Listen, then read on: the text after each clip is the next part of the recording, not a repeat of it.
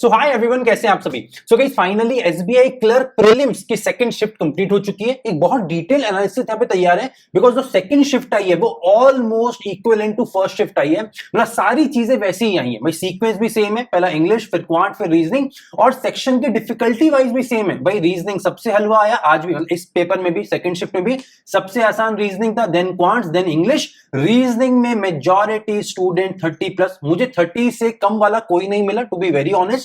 अगर आपके 30 से कम अटेम्प्ट्स हैं तो मुझे कमेंट करके जरूर बताइएगा, या सेक्शन वाइज एक बार बता भी दीजिएगा कि आप लोगों के सेकंड शिफ्ट में कितने कितने अटेम्प्ट्स हैं, और फर्स्ट वर्सेस सेकंड शिफ्ट करने की कोशिश करेंगे यहाँ पे, ठीक है। वहीं क्वांट में बात करें तो इस शिफ्ट में क्वांट कहीं ना कहीं ट्रिकी आया है, और फर्स्ट शिफ्ट के मुकाबले 1 से 2 नंबर में देख रहा हूं लगातार स्टूडेंट्स के कम हो गए पिछली शिफ्ट के मुकाबले।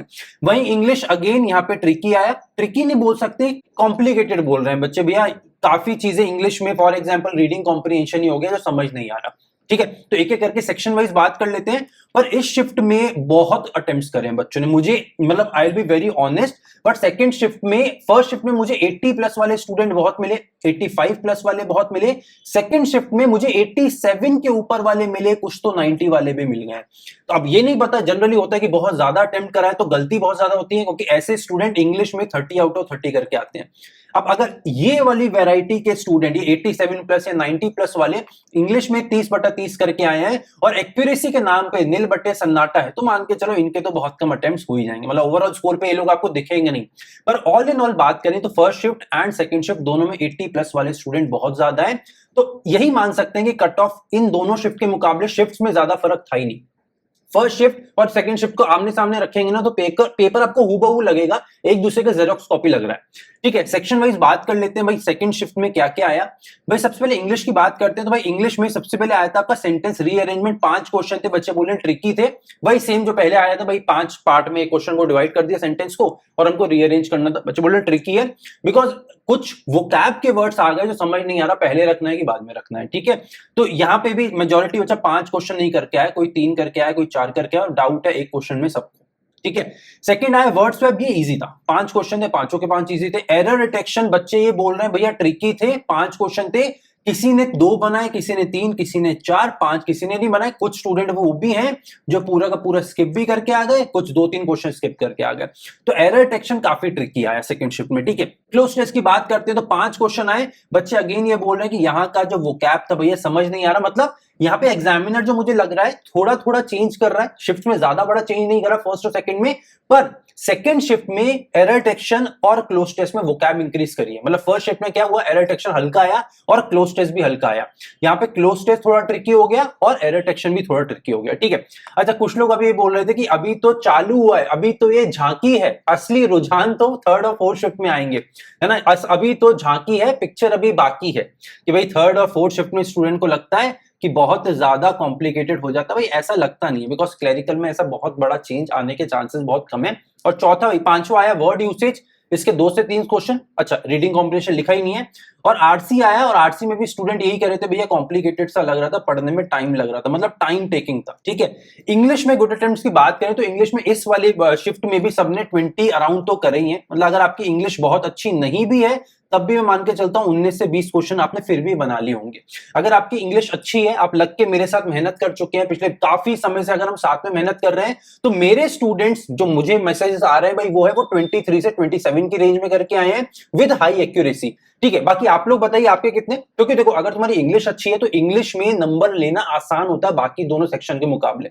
तो अगर 25+, अगर इंग्लिश अच्छी है तो 25+ होना चाहिए, अगर खराब है तो 19 से 20 होना चाहिए, अगर मॉडरेट है तो 23 से 27 में कभी भी लैंड कर सकते हो, ठीक है। अब बात कर लेते हैं नेक्स्ट क्वांट के सेक्शन की। भाई क्वांट के सेक्शन में एक बहुत बढ़िया चीज हो गई, क्या बढ़िया तो नहीं हुई एक्चुअली, पर बहुत भयानक हो गया, क्या कि ना तो क्वाड्रेटिक इक्वेशन आया ना नंबर सीरीज आया। अब मुझे इस बात पे बहुत ज्यादा डाउट हो रहा है कि ऐसे दोनों चीजें नहीं आई। बाकी आप लोग कमेंट करके बताइए क्या एक्चुअली बस सिंप्लीफिकेशन आया क्या पेपर में, क्योंकि अगर ऐसा हुआ है तो देखो यहाँ पे फिर एग्जामिनर ने डिफिकल्टी लेवल इंक्रीज कर दिया, क्योंकि पहली शिफ्ट में सिंप्लीफिकेशन के साथ मिसिंग नंबर सीरीज के भी क्वेश्चन आए थे, वो भी आसान थे।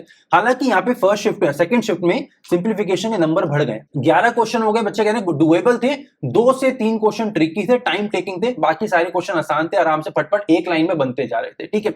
सेकंड, 2 टाइप के डीआई आए, दोनों ही टाइप के डीआई बच्चे बोल रहे हैं डुएबल थे बट कैलकुलेटिव थे, टाइम बहुत ज्यादा मांग रहे थे एंड कैलकुलेशन में टाइम लग रही थी, मतलब बन रहे थे क्लरिकल लेवल के ही थे पर मेहनत ज्यादा मांग रहे थे। और इन दोनों में भी, दोनों डीआई में बच्चे बोले bar graph was more difficult than tabular DI, tabular वाला एक बार में बनता जा रहा था, उसका एक क्वेश्चन बच्चे बोल रहे हैं मुश्किल था, बाकी बार ग्राफ के 2 क्वेश्चन बच्चे बता रहे हैं मुश्किल थे। बाकी आप कमेंट करके बताइए कि आपको बार और टेबुलर डीआई में से ज्यादा मुश्किल कौन सा लगा, बिकॉज हमारे वाले स्टूडेंट ने ये बोला कि bar graph was complicated as compare to tabular DI, ठीक है। और बाकी सारे बच्चे क्वेश्चन अरिथमेटिक के थे, अरिथमेटिक क्वेश्चन कैलकुलेटिव थे, लेंथी थे।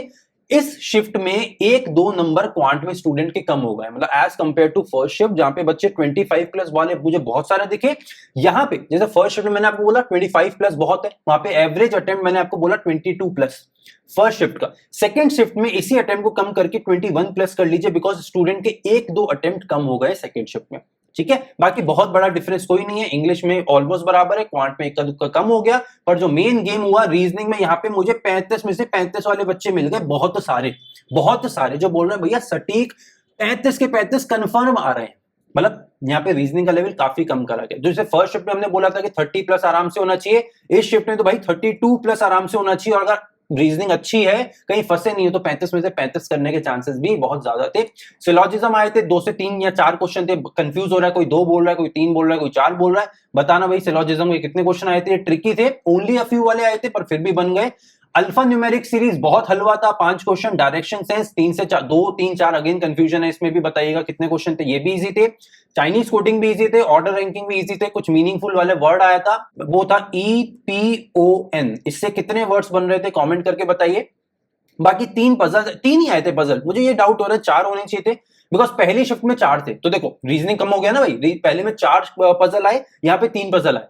पहली शिफ्ट में क्वांट में नंबर सीरीज और सिंप्लीफिकेशन दोनों आए, तो दूसरी शिफ्ट में नंबर सीरीज हटा दी, अकेले सिंप्लीफिकेशन दे दिया, तो वही है भाई, क्वांट में कुछ कम करा, रीजनिंग को ज्यादा दे दिया भाई, एक तरफ से कुछ सप्लाई कम करी, दूसरी तरफ से सप्लाई बढ़ा दी, ऐसा कुछ सिंपल सा गेम है।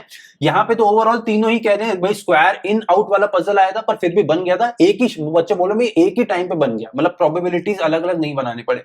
बॉक्स पजल था, वो स्टैकिंग वाले जो होते हैं वो वाला पजल था, डेजिग्नेशन वाले तो बहुत ही हलवा था, एक बार में बन गया। बाकी ऑल इन ऑल पेपर का लेवल ज्यादा नहीं आया।